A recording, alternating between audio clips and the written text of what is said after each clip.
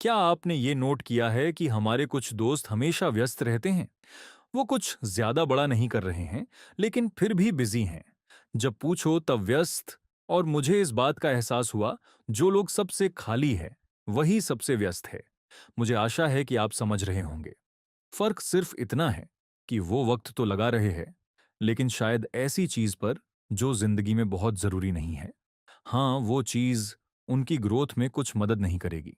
आज हम इसी बात का समाधान निकालने के लिए एक ऐसी किताब के बारे में बात करने वाले हैं, जो आपको ये समझने में मदद करेगी आखिर समय का सही इस्तेमाल कैसे किया जाए। समय प्रबंधन मैनेजमेंट कैसे करें, महत्वपूर्ण चीजों को कैसी प्राथमिकताएं प्रायोरिटीज दी जाए ताकि हम जीवन में असीमित विकास के साथ आगे बढ़ सकें। परिचय। आज हम make time, how to focus on what matters every day book के बारे में बात करने जा रहे हैं, जिसे जेक नैप और जॉन जिरात्स्की ने लिखा है। इस किताब में ऑथर्स ने हमें हमारे समय को बेहतर ढंग से कंट्रोल करने का तरीका बताया है। हमारे पास उन सभी कामों को पूरा करने के लिए 24 घंटे बहुत होते हैं, जिसे हमें पूरा करने की जरूरत है। ऑथर जेक नप और जॉन जेरात्स्की की बताई गई स्ट्रैटेजी के साथ आप हर दिन ज्यादा इंस्पायर्ड महसूस करेंगे। किताब से आपको पता चलेगा कि कैसे आप टाइम बर्बाद करने वाली चीजों से दूर रहकर पूरे फोकस और एनर्जी के साथ अपना काम पूरा कर सकते हैं। मेक टाइम किताब आपको अपने रोज के कामों में छोटे बदलावों के साथ आपकी जिंदगी में एक्चुअल में जो मायने रखता है, उसको करने के लिए समय निकालने में मदद करेगी। अगर आप अपने समय पर कंट्रोल रखना चाहते हैं, डिस्ट्रैक्शन से छुटकारा पाना चाहते हैं, अपने काम पर ज्यादा ध्यान लगाना चाहते हैं और अपनी जिंदगी की क्वालिटी में सुधार करना चाहते हैं, तो मेक टाइम किताब आपका गाइडेंस कर सकती है। इस किताब में कुछ इंपॉर्टेंट थॉट्स बताए गए हैं, जिनसे आप अपने टाइम को कंट्रोल करके उसका इस्तेमाल सही जगह कर सकेंगे। डिस्ट्रैक्शंस को हराने का सबसे अच्छा तरीका है कि आप उन पर रिएक्ट करना कम कर दें, या हो सके तो ध्यान देना ही बंद कर दें। रुकना सीखो।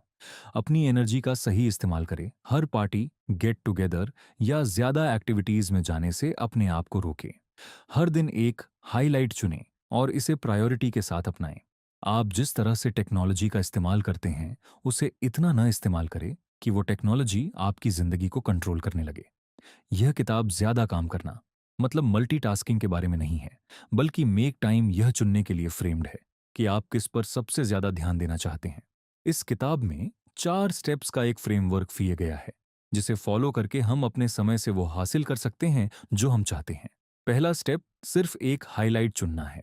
इसके बाद आपने जिस हाईलाइट को चुना है, उस पर आपको पूरा ध्यान देना है। तीसरा स्टेप उस एनर्जी के बारे में है जिसे आप दिन भर में जमा करेंगे और अपना टाइम और ध्यान कंट्रोल में रखेंगे। चौथा और आखिरी स्टेप, आपने अपने पूरे दिन में क्या किया है, इस पर आपको सोचना करना है। तो चलिए फिर चारों स्टेप्स को एक एक करके डिटेल में समझते हैं। स्टेप 1, हाईलाइट टाइम मैनेजमेंट के लिए सबसे पहले आपको सोचना और समझना चाहिए कि आपको ज्यादा टाइम क्यों चाहिए। हर दिन आपको एक एक्टिविटी चुननी चाहिए और उसे प्रायोरिटी देनी चाहिए। यह कुछ ऐसा हो सकता है जो आपको करने की जरूरत नहीं है, लेकिन आप इसे पूरा होते हुए देखना जरूर चाहेंगे। आप अपने दिन में कौन सी एक्टिविटी, पल या अवेलेबिलिटी चाहते हैं, उनको पहचानना ही हाईलाइट है। हाईलाइट को 3 तरह से पहचाना जा सकता है। सबसे जरूरी, आज आपको सबसे जरूरी काम क्या करना चाहिए। सेटिस्फैक्शन, दिन के खत्म होने पर कौन सा ऑप्शन आपको ज्यादा सेटिस्फाइड करेगा। जॉय, जब आप आज के बारे में सोचते हैं तो आपको उससे क्या खुशी मिलेगी। नॉर्मली दिन के हाईलाइट को करने में 1 घंटे से लेकर 1.5 घंटे तक का समय लगना चाहिए। अब आपको अपनी हाईलाइट्स को चुनना शुरू करना होगा। इसके लिए कुछ तरीके बताए हैं जो आपकी हाईलाइट को पहचानने और चुनने में मदद करेगी। उस एक्टिविटी को लिखना शुरू करें जो आप करना चाहते हैं। हर दिन एक अलग हाइलाइट का यूज करना जरूरी नहीं है, आप इसे रिपीट भी सकते हैं। आप उन चीजों की लिस्ट बना सकते हैं जिन्हें आप अपनी जिंदगी में इंपॉर्टेंट मानते हैं। आप सबसे इंपॉर्टेंट चीजों को चुन सकते हैं, उन्हें लिख सकते हैं और अपनी हाइलाइट चुनने के लिए लिस्ट का इस्तेमाल कर सकते हैं। आप दिन के बीच में अपने टाइम को सही तरीके से इस्तेमाल करने के लिए अपनी सभी बड़ी चीजों को एक ही हाइलाइट में एक साथ रख सकते हैं। आप उन चीज़ों की एक लिस्ट बना सकते हैं जिन चीज़ों को आप किसी भी दिन कर सकते हैं।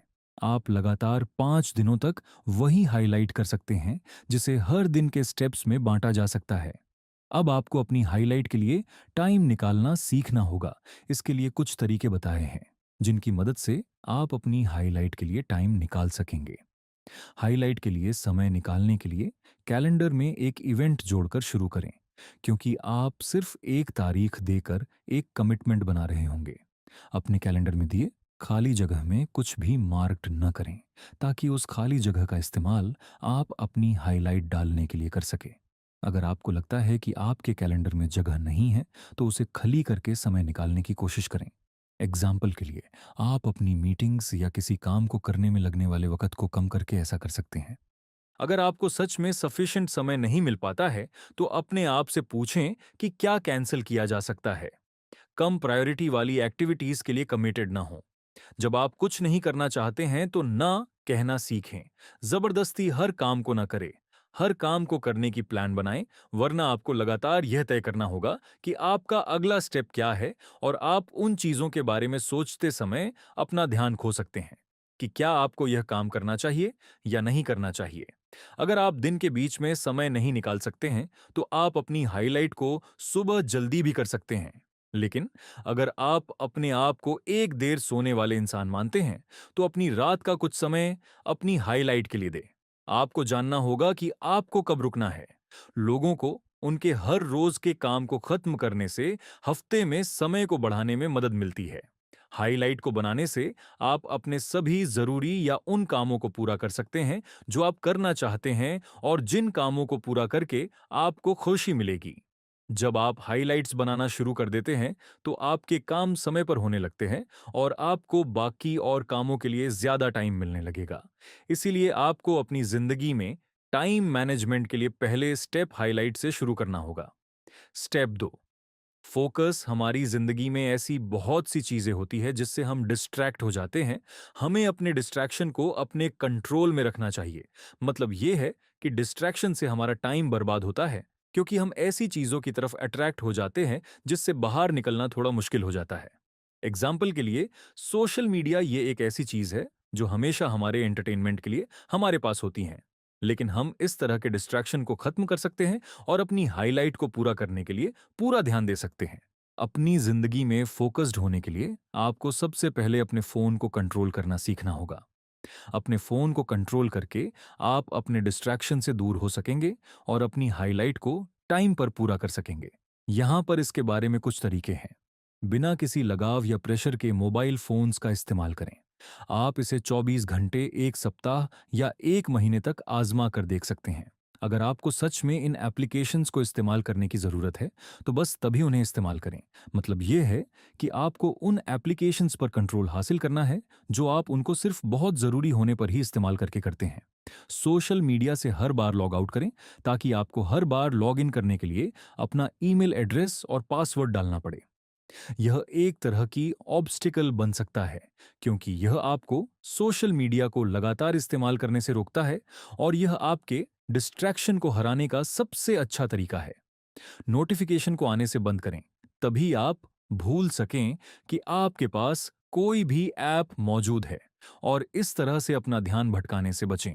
अपने फोन की होम स्क्रीन पर किसी भी तस्वीर को न लगाएं, क्योंकि हर बार जब आप फोन का इस्तेमाल करते हैं, तो एक खाली होम स्क्रीन आपको शांति का समय दे सकती है, क्योंकि इससे आपका कोई ध्यान भंग नहीं होगा।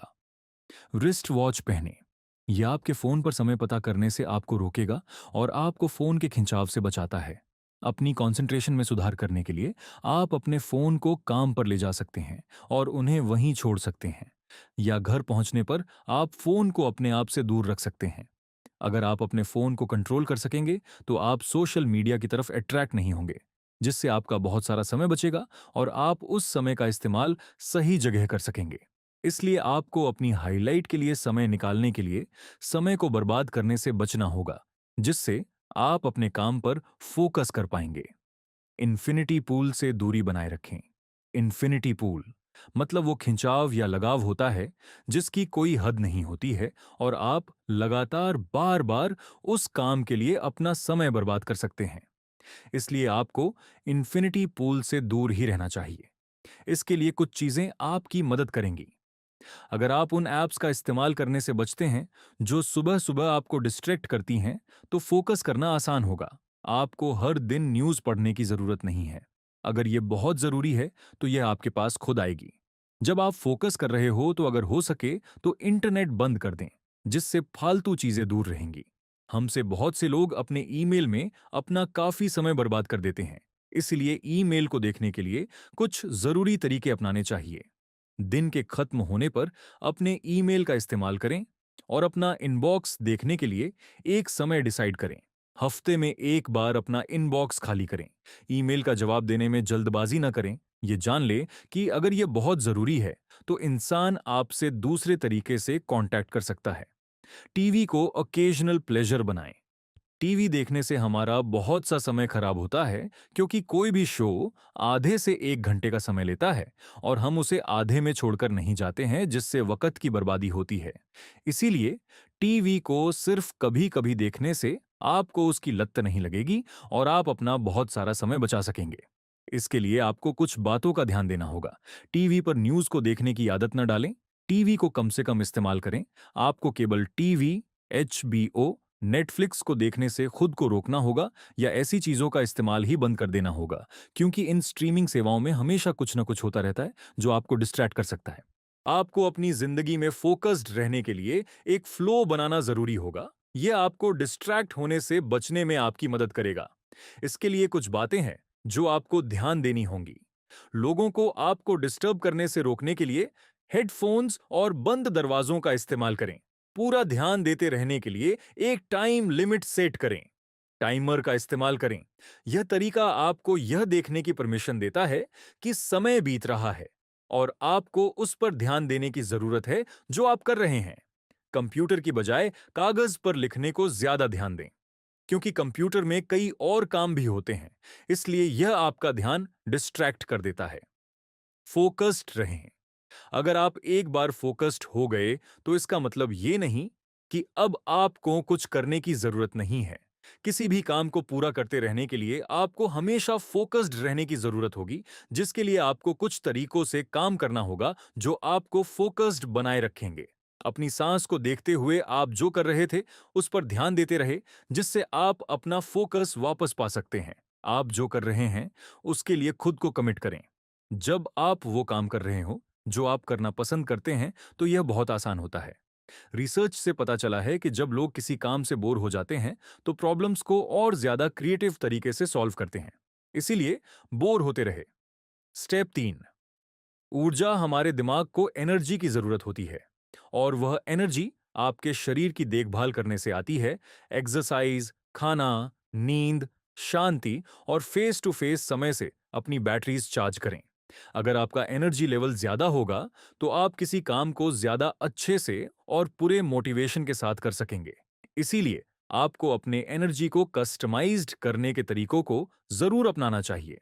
हमेशा मोशन में रहें। एक्सरसाइज करने से आपका शरीर एक्टिव रहता है और उसमें थकान कम होती है। आप फिट रहते हैं, जिससे आप हर काम को पूरी एनर्जी के साथ जल्दी से पूरा कर सकते हैं। तो इसीलिए अपने शरीर को सही ढंग से काम करते रहने देने के लिए आपको रोज एक्सरसाइज करनी चाहिए। हमेशा शरीर को चलाते रहे और एनर्जी को हासिल करते रहे। हर रोज एक्सरसाइज करे। यह हर रोज वॉक पर जाना या सीढ़ियां चढ़ने जैसी कुछ सिंपल एक्टिविटी हो सकती हैं। सुबह में वर्कआउट करें। एग्जाम्पल के लिए आप 7 मिनट की ट्रेनिंग कर सकते हैं। असली खाना खाओ, आपका खाना और आपके खाने का तरीका ही आपको हेल्थी जिंदगी दे सकता है, जिससे आप बीमार नहीं होंगे और न ही आपकी एनर्जी खत्म होगी। आपको हेल्थी खाना खा के ही किसी काम को शुरू करना चाहिए।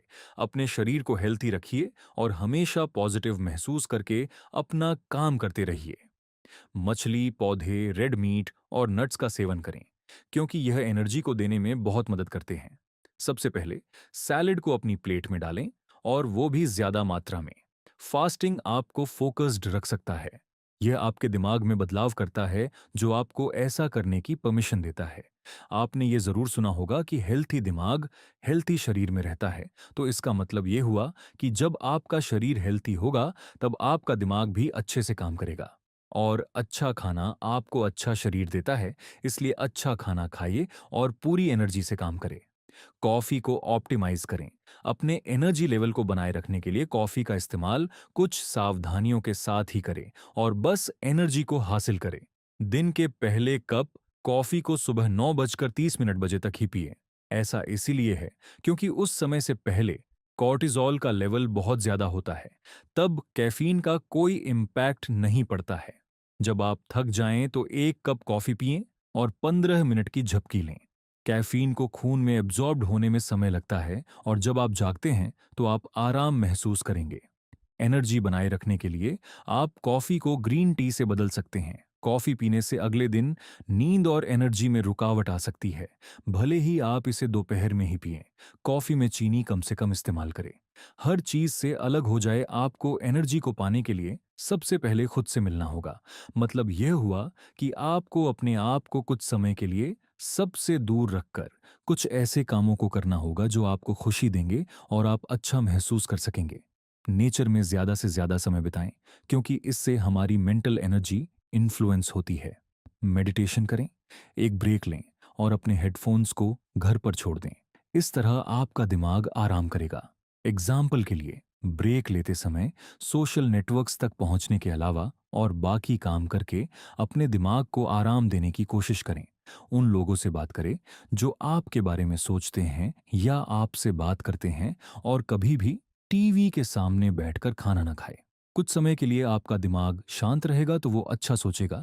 मेडिटेशन करके या नेचर के साथ ज्यादा समय बिताकर बाकी सभी चीजों से दूर रहकर आप अपनी एनर्जी को बढ़ा सकते हैं, इसलिए इसे जरूर करें। एक गुफा में सो जाओ। सोना मतलब आराम करना, और वो समय जब आपका शरीर रिलैक्स करता है, ताकि अगली सुबह किसी थकान के साथ ना उठे। आपको लगातार एनर्जी बनाए रखने के लिए सोने के इन कुछ जरूरी बातों का ध्यान रखना होगा। सोने से पहले उन चीजों की तलाश करें जो आपको सुकून दें। सोशल नेटवर्क, ईमेल या न्यूज़ वेबसाइट्स के इस्तेमाल से बचें, क्योंकि इससे दिमाग की स्पीड तेज होती है।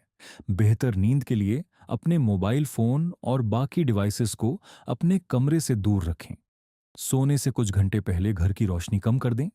एनर्जी को फिर से भरने के लिए दिन में 20 मिनट की झपकी लेना शुरू करें। हफ्ते के आखिरी में नींद के खोए हुए घंटों की भरपाई करने की कोशिश न करें। मतलब, आप जब सो नहीं पाए हो तो खाली टाइम में सोकर उस नींद को पूरा करने की कोशिश न करें।